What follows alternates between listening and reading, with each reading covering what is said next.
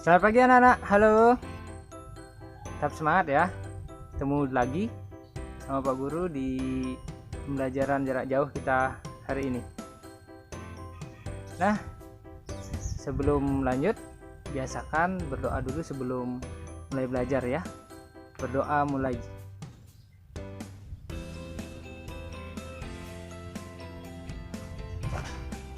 Berdoa selesai. Ya, semoga anak-anak dalam keadaan sehat ya. Hari ini Pak Guru berada di lapangan anak-anak ya, di meja bundar, di tempat di bawah pohon nangka, tempat anak-anak beristirahat. Nah, Pak Guru dari sini akan mengajak anak-anak untuk belajar, yaitu tema 1, subtema 1, pembelajaran kelima. Nah, di sini kita akan mempelajari tentang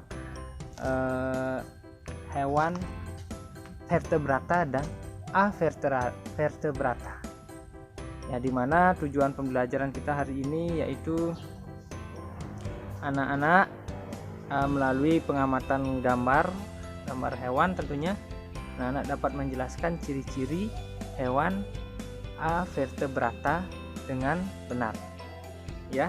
Yang kedua, anak-anak dapat menentukan ide pokok suatu paragraf dengan benar. Nanti Pak Guru akan kasih bacaannya ya. Siapa bilang siput itu lemah, ya kan? Ya, nanti kita lihat bacaannya di sana. Yang ketiga, mengamati gambar ilustrasi. Itu anak-anak nanti dapat mengetahui corak gambar ilustrasi dengan benar. Oke, anak-anak. Nah, kira-kira ada siput nggak ya di sini ya? Susah sekali cari siput di sini anak-anak. Oke, kalau begitu kita lihat tayangan berikut ini ya. Halo semuanya, masih ingat kan dengan Edo? Edo melihat seekor siput yang sedang berjalan perlahan di bawah kandang kelinci. Kelinci dan siput sama-sama hewan, tapi mengapa gerakannya berbeda? Edo bergumam. Ayo kita belajar. Kelinci berjalan sangat lincah dan cepat, sedangkan siput berjalan sangat lambat. Mengapa bisa begitu ya? Masih ingat kan pembelajaran 1 dan 2 tentang hewan vertebrata dan avertebrata? Nah, pada pembelajaran sebelumnya kalian sudah tahu kelinci termasuk hewan vertebrata yang memiliki tulang belakang. Siput merupakan hewan avertebrata, tidak mempunyai tulang belakang. Nah, itulah yang menjadi perbedaan cara berjalan kelinci dan siput. Coba kalian perhatikan tabel karakteristik perbedaan kelinci, siput, buaya, dan nyamuk berikut ini. Nah, ini dia tabelnya, diamati ya.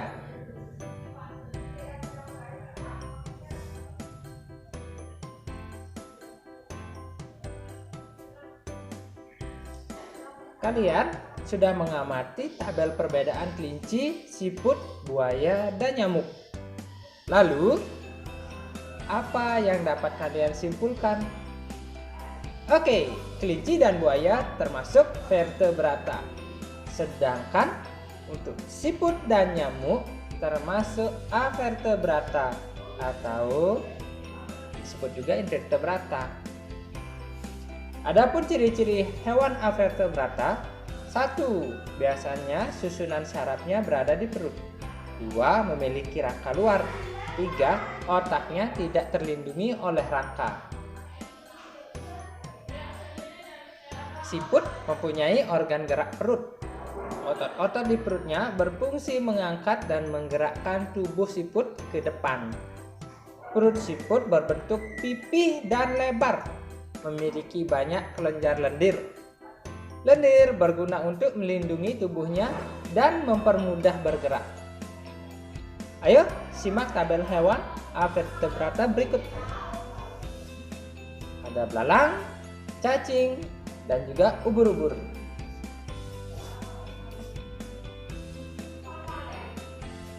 Agar lebih paham, simak juga peta konsep ini. Hewan avertebrata ada yang bergerak menggunakan kaki dan sayap.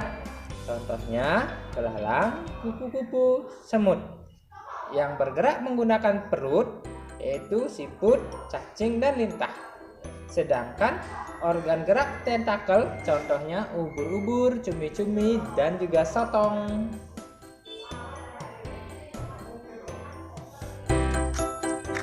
Baik, itu tadi anak-anak penjelasan Pak Guru mengenai hewan vertebrata dan avertebrata yang Bapak sudah jelaskan pada pertemuan sebelumnya.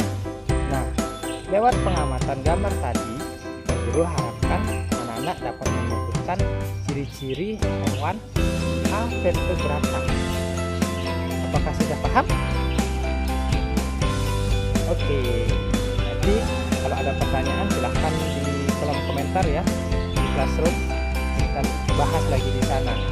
Oke, selanjutnya Pak Guru akan ajak anak-anak untuk menentukan ide pokok dalam suatu paragraf.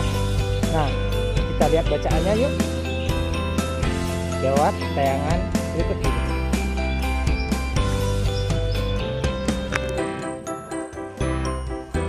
Ayo kita baca teks cerita pada halaman 44. Tentukan ide pokok setiap paragraf. Siput bukan hewan lemah. Paragraf 1. Siput menurut sebagian orang dianggap sebagai hewan yang lamban dan menjijikkan. Bahkan karena gerakannya yang lamban, tidak jarang orang membanding-bandingkannya dengan kelinci. Siput juga dianggap menjijikkan karena tubuhnya yang penuh lendir. Nah, sekarang coba kalian tentukan ide pokok dari paragraf tersebut.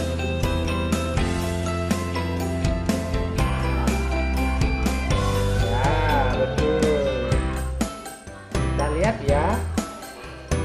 Fokus ke kata lamban dan menjijikkan. Nah, di kalimat kedua dan ketiga juga ada kata-kata ini, sehingga dapat kita simpulkan bahwa kalimat kedua dan ketiga adalah kalimat penjelas.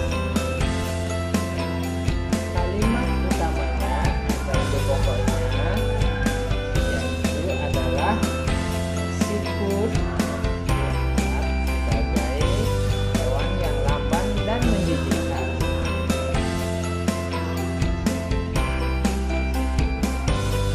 Ya, kita lanjut ke paragraf yang kedua. Kalian simak ya. Sebenarnya siput memiliki kelebihan dan keistimewaan. Kelebihan dan keistimewaan siput ini merupakan karunia Tuhan yang tidak dimiliki oleh hewan-hewan lain. Apa saja kelebihan dan keistimewaan tersebut? Nah, ayo, manakah ide pokok dari paragraf kedua? Oke, ada di kalimat pertama juga. Siput memiliki kelebihan dan keistimewaan. Karena di kalimat kedua, kelebihan juga dijelaskan pada kalimat kedua. Keistimewaan juga dijelaskan pada paragraf kedua ya. Ya, kita lanjut ke paragraf ketiga. Kalian simak ya. Siput merupakan hewan yang berjasa dalam penguraian serpihan daun-daunnya. Kenapa berjasa? Karena siput memakan daun-daunan dan menjadikannya sebagian-bagian yang kecil atau serpihan, sehingga mudah untuk diuraikan. oleh bakteri pengurai. Jika benda-benda yang besar seperti daun berubah menjadi serpihan dan diuraikan, akan bermanfaat bagi kelestarian lingkungan sekitar siput berada. Hasil penguraian yang diawali oleh siput itu akan berfungsi menjadi pupuk alami, sehingga tanah pun menjadi subur. Ya, kita lihat mana ide pokoknya. Ya, ada di kalimat pertama juga, anak-anak ya. Ya, lanjut paragraf keempat. Siput adalah sang pengembara yang mandiri. Meskipun siput berjalan lambat, namun siput memiliki stamina yang sangat bagus. Daerah pengembaraan siput pun sangat luas. Pengembaraan siput dimulai sejak siput menetas. Setelah menetas, siput langsung mandiri. Siput tidak lagi terikat dan bergantung pada induknya. Wah, ini bagus ini ya, mandiri ya. Ya, ide pokoknya juga terletak di awal paragraf ya, yaitu di kalimat pertama. Siput. Paragraf kelima ya. Ya, sekarang anak-anak coba tentukan sendiri ya ide pokok dari paragraf kelima. Ya, nanti anak-anak lihat kata mana yang dikembangkan pada paragraf itu.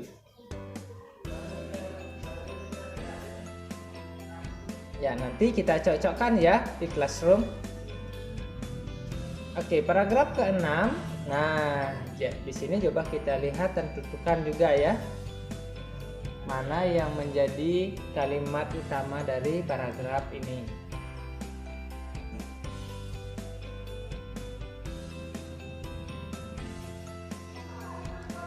Baiklah, setelah membaca teks cerita tentang siput, nah, Edo menjadi tertarik untuk menggambar sebuah gambar ilustrasi. Nah, kita lihat ya. Nah, ini Edo menggunakan corak kartun sehingga gambarnya lucu. Nah, apa itu corak gambar ilustrasi anak-anak? Yaitu 1. Realis. Gambar dibuat seperti keadaan aslinya, baik bentuk, ukuran, dan tata letaknya. Contohnya yaitu kapal dilanda badai. Kedua, karikatur. Gambar yang melebih-lebihkan atau mengubah dari objek aslinya. Nah, gambar karikatur menyajikan objek dengan karakter yang lucu dan aneh. Nah, contohnya ini ya. Wah, kepalanya besar tapi badannya kecil. Ketiga, kartun. Gambar yang berfungsi untuk menghibur dan berisikan humor. Nah, gambar ini biasanya berupa tokoh binatang atau manusia. Ya, ini mungkin tokohnya anak-anak kenal ya. Yang keempat adalah gambar dekoratif. Dekoratif adalah gambar yang disajikan dengan mengubah bentuk objek aslinya, namun tanpa menghilangkan ciri-ciri khasnya. Seperti ini contohnya. Wah, ada burung. Baik anak-anak, demikian ya. Anak-anak. Nah, kesimpulan kita pada pertemuan kali ini yaitu 1. Hewan Avertebrata memiliki beberapa ciri, yaitu susunan saraf di perut, memiliki rangka luar, otaknya tidak terlindungi rangka. Dan yang kedua, ide pokok paragraf biasanya terletak di awal atau di akhir kalimat. Dan kesimpulan yang ketiga tentang gambar ilustrasi, yaitu corak gambar ilustrasi yaitu realis, karikatur, kartun, dan dekoratif. Nah, itu dia ya anak-anak. Oke, tetap semangat ya. Nah, Bapak cukupkan dulu hari ini ya. Sampai ketemu pada pembelajaran berikutnya. Dan ingat, jaga kesehatan selalu. Dah. Om Santi Santi Santi Om.